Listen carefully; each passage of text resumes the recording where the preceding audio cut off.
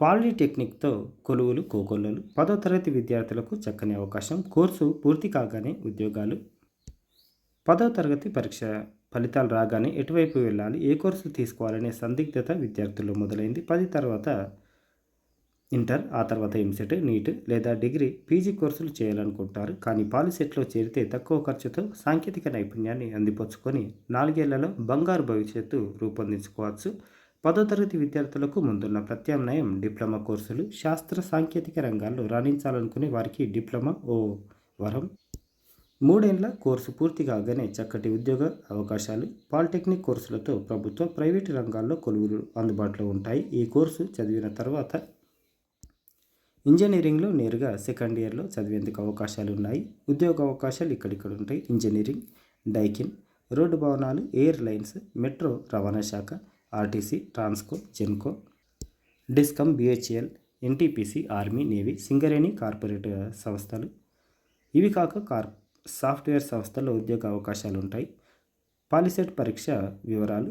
తెలంగాణ రాష్ట్ర సాంకేతిక విద్యాశాఖ ఇప్పటికే పాలిసెట్ 2025 ప్రకటన విడుదల చేసింది. ఏప్రిల్ 19 వరకు దరఖాస్తు చేసుకునే అవకాశం ఉంది.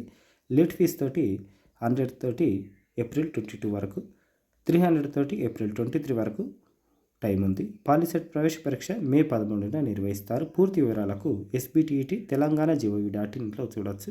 ఏపీ విద్యార్థులైతే ఎస్బిటిఈటి ఆంధ్రప్రదేశ్ gov.in చూడవచ్చు.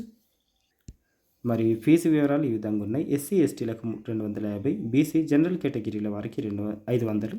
పరీక్ష విధానం 2.5 గంటల సమయంలో 150 మార్కులకు పరీక్ష ఉంటుంది. మ్యాథ్స్ 60, ఫిజిక్స్ 30, కెమిస్ట్రీ 30, బయాలజీ 30 మార్కుల చొప్పున 10వ తరగతి సిలబస్ నుంచి క్వశ్చన్స్ అడుగుతారు. డిప్లొమా కోర్సుతో చక్కని భవిష్యత్తు అని చెప్తున్నారు సార్.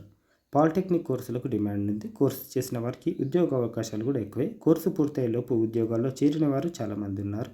ఈ కోర్సుతో భవిష్యత్తుకు బంగారు బాటలు వేసుకోవచ్చు. ఇంజనీరింగ్లో సెకండ్ ఇయర్లో డైరెక్ట్ చేయవచ్చు, అంటే ఈసెట్ రాసి. ఉన్నత చదువులు చదవలేని వారు డిప్లొమా పూర్తి చేసి ఉద్యోగం చేసుకోవచ్చు. ఉద్యోగం చేసేవారికి పార్ట్ టైం పద్ధతిలో ఇంజనీరింగ్ కూడా చదువుకునే అవకాశం ఉంది. జేఎన్టీయూ అయినా సరే, ఉస్మానియా అయినా సరే, అక్కడి నుంచి లెటర్ నోటిఫికేషన్ వస్తుంది.